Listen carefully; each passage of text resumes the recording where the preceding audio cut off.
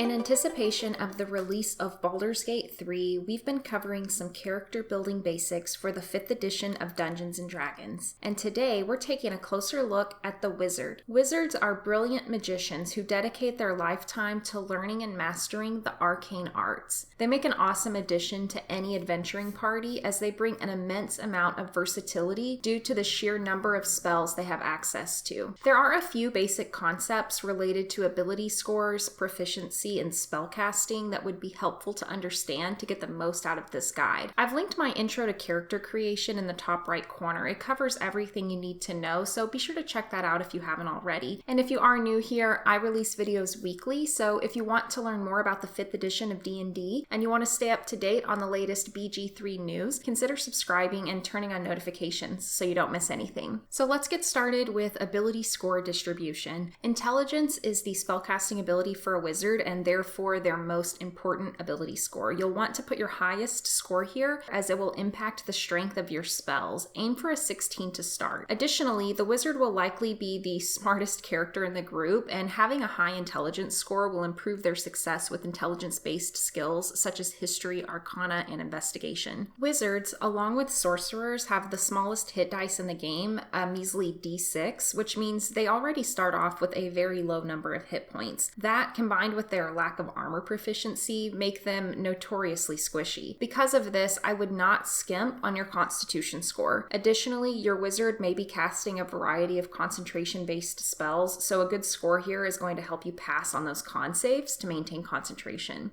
So we'll get into a little bit more detail in a minute when we talk about proficiencies, but you will likely be running mage armor or somehow picking up armor proficiency, so a decent dexterity score is going to help boost your armor class and help with your overall survivability. Now, I would normally kind of go through each of the other abilities individually, but there really isn't much to say, and wizards don't have a lot of use for the other abilities, aside from maybe a decent wisdom score, which is useful for most classes for perception checks and saving throws, but strength and charisma you can pretty much dump unless you have something specific to your build planned. Okay, so when choosing a race for your wizard, you'll want to look for something that gives a bonus to intelligence. Gnomes make an excellent choice for a wizard. There are 2 subclasses in the player handbook, and I'll go over both because either would be good for a wizard, but I will say that the rock gnome is probably the better choice for a traditional wizard build. So both are going to receive a +2 to intelligence. They'll receive gnome cunning, which grants them advantage against magic saves, and they also have dark vision.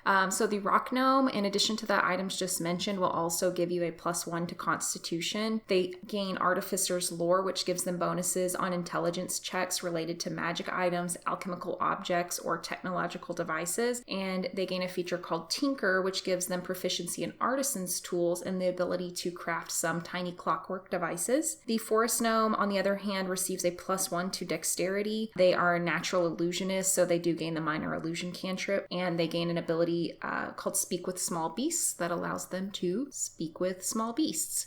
There's the High Elf, which is another iconic race for a wizard. High Elves grant a +2 to dexterity and a +1 to intelligence. They have proficiency in perception and advantage against charm effects and are immune to sleep magic. Plus, they also have dark vision. High Elves gain an additional cantrip and learn an additional language. And while less useful for most wizards, they do have elf weapon training, which will add some additional weapon proficiencies. And the most versatile race, of course, the human, can also work for a wizard. So next, let's look at proficiencies. Wizards gain proficiency in intelligence and wisdom saving throws. I would note here that proficiency in intelligence saves will likely prove very useful in BG3, as we will certainly be battling mind flayers. Wizards receive no armor proficiencies, and because of this, most wizards will make use of the spell Mage Armor, which sets your armor class to 13 plus your dexterity modifier. There are some other ways to help with this that include multi-classing, the use of feats, or through racial bonuses. Given that we do not yet know the specifics of what will be in BG3, I'm not going to spend a lot of time going into the minutiae of the options here. I will likely make some additional guide videos in the future once we have more details. Weapon proficiencies include daggers, darts, slings, quarterstaffs, and light crossbows. They do not receive any tool proficiencies.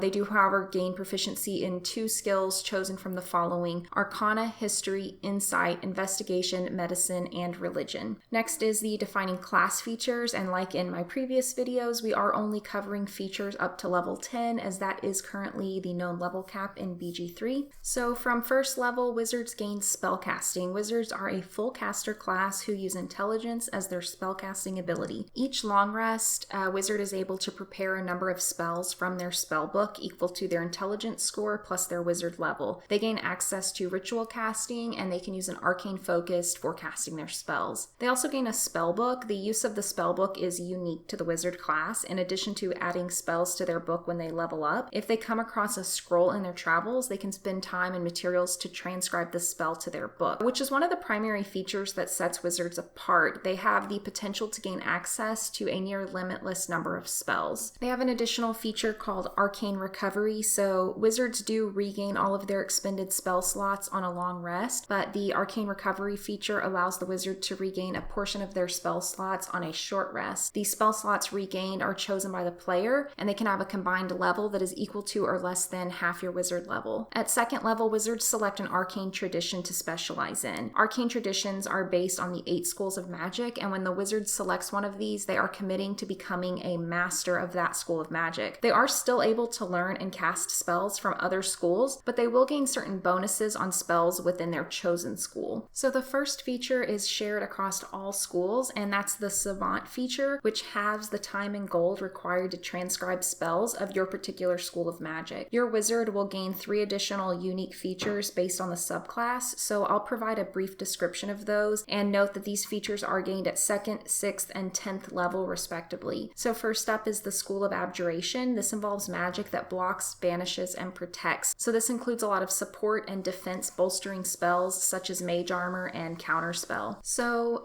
wizards of the School of Abjuration will receive a feature called Arcane Ward. This allows them, whenever they cast an abjuration spell of first level or higher, to gain a magical ward that will absorb damage that they take. Another feature that they'll receive is Projected Ward, which allows them to use their reaction to have their ward absorb damage for a creature within 30 feet that they can see. And then at 10th level, they'll gain Improved Abjuration, which will let them add their proficiency bonus when casting abjuration spells that require an ability check. There's the School of Conjuration. This includes magic which summons objects and creatures, and at higher levels also includes teleportation magic. Wizards of the School of Conjuration will receive Minor Conjuration, which grants them the ability to conjure an inanimate object. Benign Transposition, which is an ability that lets them use their action to teleport up to 30 feet or to swap places with a willing creature. And then there's Focused Conjuration, which means that they cannot lose concentration on conjuration spells. The School of Divination includes all manner of spells related to scrying, foresight, and supernatural knowledge.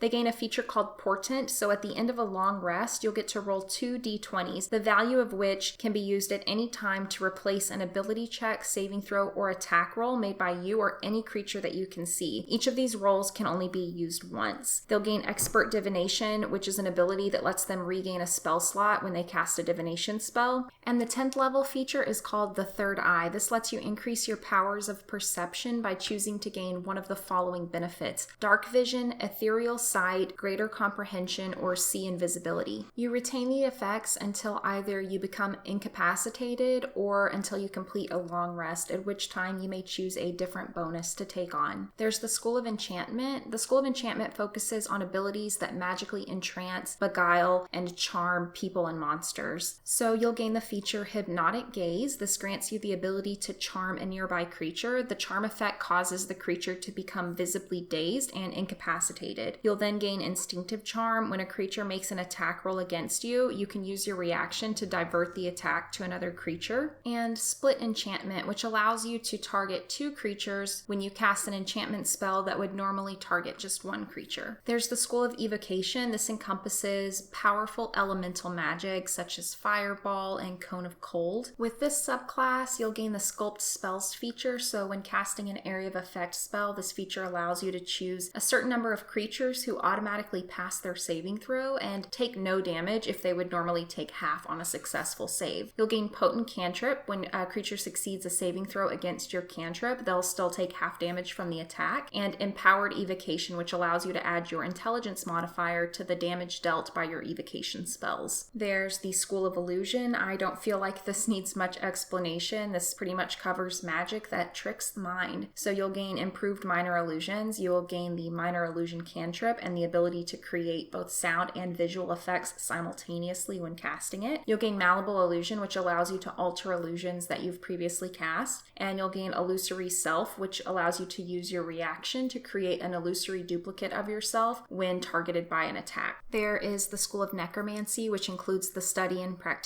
of necromantic magic. You'll gain Grim Harvest, which allows you to regain hit points when you kill a creature with a spell of first level or higher. The amount of HP regained is tripled if the spell was from the School of Necromancy. You'll gain a feature called Undead Thralls, which grants you the Animate Dead spell, and additionally, when you cast it, you may target an additional corpse or bone pile to raise. The undead creatures created by you also do gain bonuses to attack rolls and increased hit points. You also gain Inured to Undeath, which grants you resistance to necrotic damage, and your hit point maximum may not be reduced. A point of clarification here for those unfamiliar, there are a number of effects within D&D that may result in a temporary reduction of your character's maximum HP. So this is different from just general taking of damage. And this feature from the School of Necromancy would give your character immunity to those effects. The School of Transmutation includes magic that modifies energy and matter. So wizards of this school wield their magic to alter physical forms and mental qualities. It often includes things like tinkerers. You'll gain Minor Alchemy, which is the ability to temporarily